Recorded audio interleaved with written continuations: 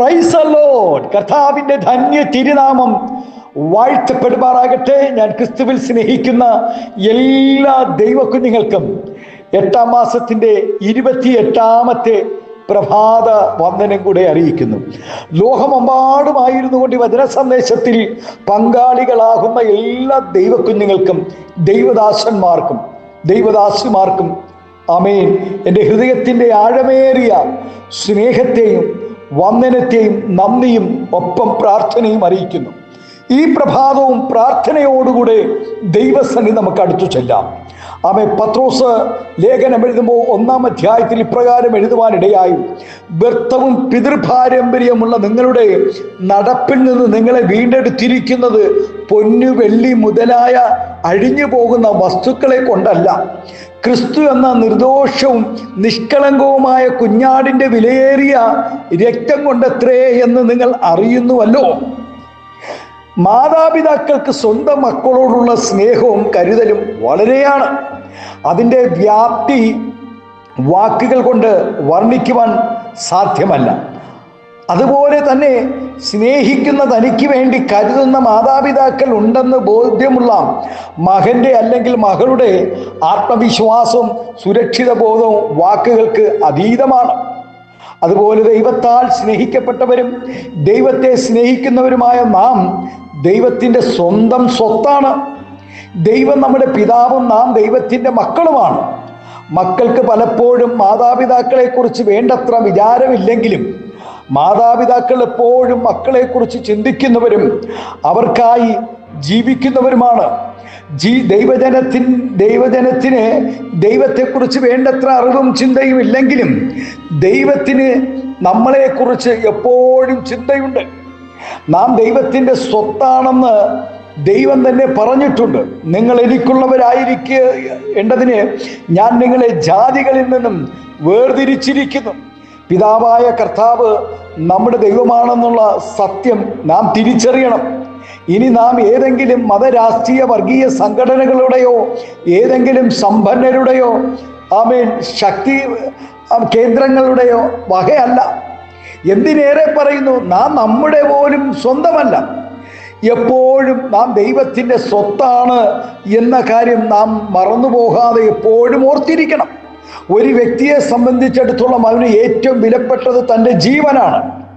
ജീവൻ നഷ്ടപ്പെടാതെ സൂക്ഷിക്കുന്നതിന് മനുഷ്യൻ എന്തും ചെയ്യും, എന്തും നഷ്ടപ്പെടുത്തും. എന്നാൽ കർത്താവ് തൻ്റെ ജീവൻ മറുവിലയായി കൊടുത്തുകൊണ്ടാണ് നമ്മെ സമ്പാദിച്ചിരിക്കുന്നത് എന്ന് നാം മറക്കരുത്.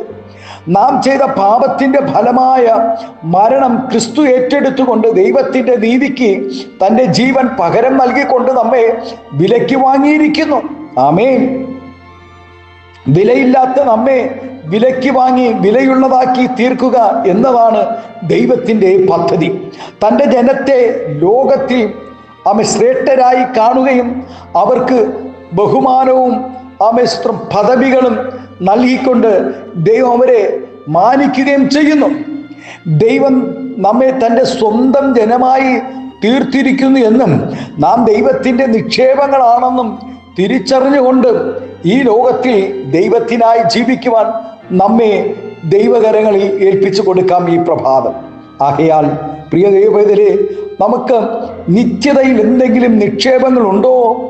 ദൈവം നമ്മിൽ നിക്ഷേപിച്ചത് നാം വ്യാപാരം ചെയ്യുന്നുണ്ടോ എന്ന് ഓരോ ദിവസവും ശോധന ചെയ്തുകൊണ്ട് ജീവിക്കുവാൻ ദൈവം കൃപ നൽകട്ടെ എന്ന് ആത്മാർത്ഥമായി പ്രാർത്ഥിക്കുന്നു.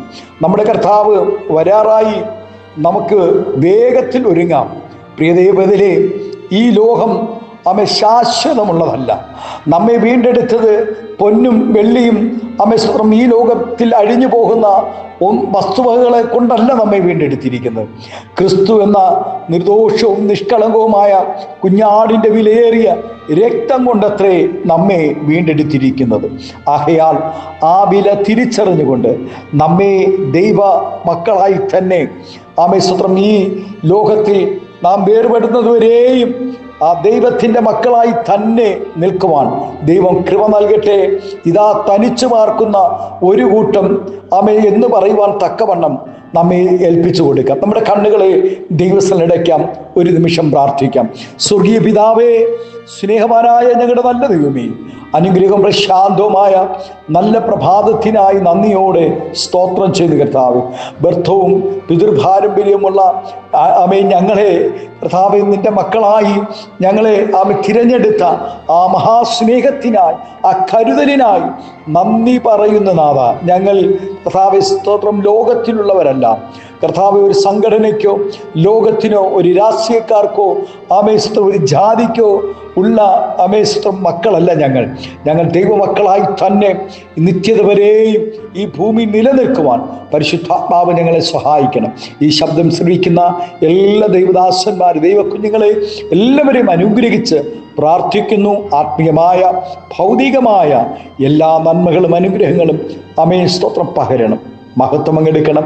യേശുവിൻ്റെ നാമത്തിൽ കൃപയോടെ പ്രാർത്ഥന കേൾക്കണമേ സ്വർഗീയ നല്ല പിതാവേ. ആമേൻ, ആമേൻ. Thank you. God bless you. ദൈവം എല്ലാവരെയും ധാരാളമായി അനുഗ്രഹിക്കട്ടെ. Thank U.